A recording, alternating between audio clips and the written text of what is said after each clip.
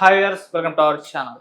TDP government ఇప్పుడు తల్లికి వందనం అనే స్కీమ్ ని అమలు చేయబోతుంది. సో ఇవాళ నుంచే కూడా అది అమల్లోకి అయితే రాబోతుంది. మరి స్కీమ్ కు సంబంధించిన క్రైటీరియా ఏ విధంగా ఉండబోతుంది, దీన్ని పోస్ట్ చేస్తూనే అంటే వాళ్ళ ట్విట్టర్ ఖాతాల్లో కూడా దీన్ని పోస్ట్ చేస్తూనే జగన్మోహన్ రెడ్డి గారికి పెట్టేసి మరి ఆ రకంగా ట్రోల్ చేస్తూ మరి అనౌన్స్మెంట్ అయితే ఇవ్వడం జరిగింది. సో దీనికి సంబంధించి వివరాలు చేయడానికి ప్రజెంట్ మనతో పాటు సీనియర్ జర్నలిస్ట్ అరవింద్ కొల్లి గారు కూడా ఉన్నారు. ఒకసారి వారిని అడిగి తెలిసిన ప్రయత్నం అయితే చేద్దాం. సార్ నమస్కారం సార్. సార్ ఎప్పుడెప్పుడు ఆయన ఎదురు చూస్తున్నారు తల్లికి వందనం? ఎప్పుడెప్పుడు ఆయన ఎదురు చూడటం కంటే కూడా కూటమి తన హామీలను నెరవేర్చుకోలేదు అనే అపప్రద ఏదైతే ఉందో దాంట్లో ఒక భాగాన్ని, ఒక ప్రధానమైనటువంటి భాగాన్ని ఈ రోజుకి సమాధానం చెప్పినట్టే భావించాలి. ముఖ్యంగా నిమ్మల రామానాయుడు పాలకొల్లు నియోజకవర్గంలో ఎన్నికల ప్రచారంలో భాగంగా చేసినటువంటి ఒక అంశం, ఒక వీడియోని విస్తృతంగా చేస్తూ నీకు 15 నీకు 15 నీకు 15 నీకు 15 అంటూ ఏదైతే అంశాన్ని ముందుకు తీసుకొచ్చారు దాన్ని ప్రచారం చేస్తూ వైసీపీ చేసినటువంటి ఎగతాళిని ఈరోజు కూటమి సమాధానం చెప్పిందని చెప్పాలి. అయితే ఇక్కడ నీకు 15 నీకు 15 నీకు 15 అనే విషయంలో ఏదైతే చెప్తున్నారో దాన్ని ఎగతాళి చేశారో దానికి ఇప్పుడు మార్చి నీకు 13 నీకు 13 2000 చంద్రబాబు తినేస్తున్నాడు అనేది ప్రధానంగా ఆరోపణ. అసలు అంటే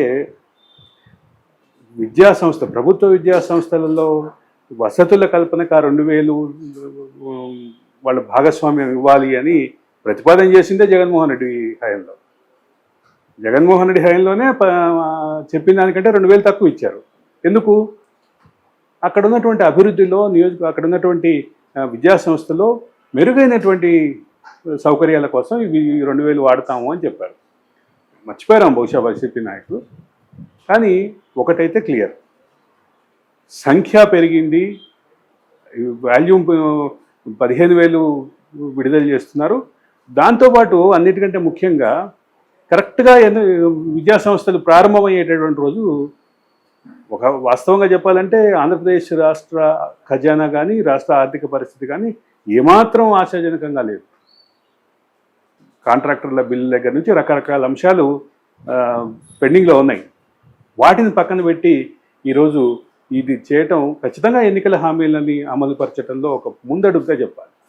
రెండోది, ఇందాక మనం కొన్ని సర్వేల గురించి మాట్లాడుకున్నాం. మనం ఈ షూట్ కంటే ముందు కొన్ని సర్వేల గురించి మాట్లాడుకున్నాం.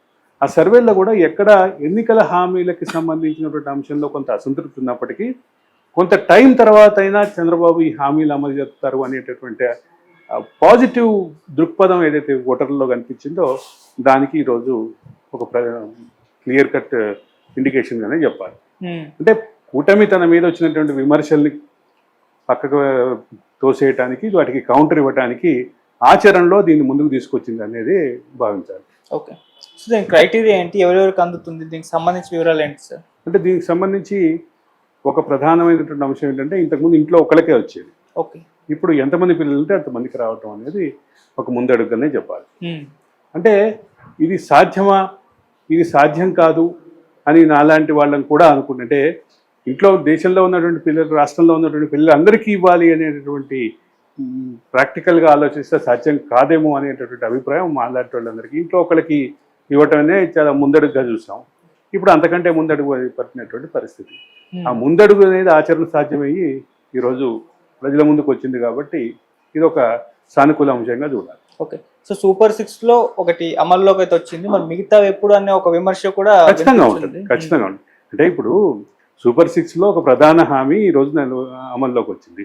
సూపర్ 6 లో అంతకంటే ముందు అమలు జరిగినటువంటి 2,000 రూపాయల పెన్షన్ కూడా అదనంగా 2,000 పెంచి ఇవ్వటం కూడా, ప్లస్ దాంతోపాటు ఎరియర్స్ 2,000 3,000 కలిపి ఇవ్వటం కూడా సామాన్యమైనటువంటి పని కాదు. రాష్ట్ర ఖజానాకి ఒకటేసారి భారీగా భారం పడినటువంటి పరిస్థితి, అంతటితో పాటు నెల నెల కూడా ఖచ్చితంగా భారం పెరిగేటటువంటి పరిస్థితి. ఒక పక్క పెన్షన్ల సంఖ్య తగ్గించకుండా పెన్షన్లను 2,000 అదనంగా ఇవ్వటం అనేది ఖచ్చితంగా ఒక డేరింగ్ స్టెప్గానే చెప్పాలి. అది ఇంప్లిమెంట్ చేయటం మీద ఉన్నటువంటి సానుకూల అంశాలు, సానుకూలమైనటువంటి వాతావరణాన్ని అమలు జరపని వాటిని ముందుకు తెచ్చేటటువంటి నేపథ్యంలో ఖచ్చితంగా ప్రతికూలంగానే కనిపిస్తుంది. హామీలు అమలు జరిపారా అంటే ఒకటే అమలు జరిపారు అనేటటువంటి ప్రశ్న వస్తుంది. తర్వాత మిగతావి మహిళలకు ఉచిత బస్సు కానీ ఇటువంటి అదనపు హామీలు ఏదైతే ఉన్నాయో వాటి అన్నిటికంటే ముఖ్యంగా రైతులకి రైతు భరోసా, ఓకే. అది కూడా దానికి సంబంధించిన వాల్యూమ్ కూడా పెద్ద వాల్యూమ్. అది కూడా అంటే పొలం సాగు టైంలోకి వచ్చేసరికి వాటిని కూడా వేసేస్తూ ఉంటారు. కానీ వీటికి సంబంధించినటువంటి నిధుల సమీకరణ ఎక్కడి నుంచి జరుగుతుంది అనేది ప్రశ్న అయితే ఖచ్చితంగా ఉంది. ఆ ప్రశ్నకి సమాధానం ఆచరణలో ఏం చెప్తారో కూడా చూడాలి.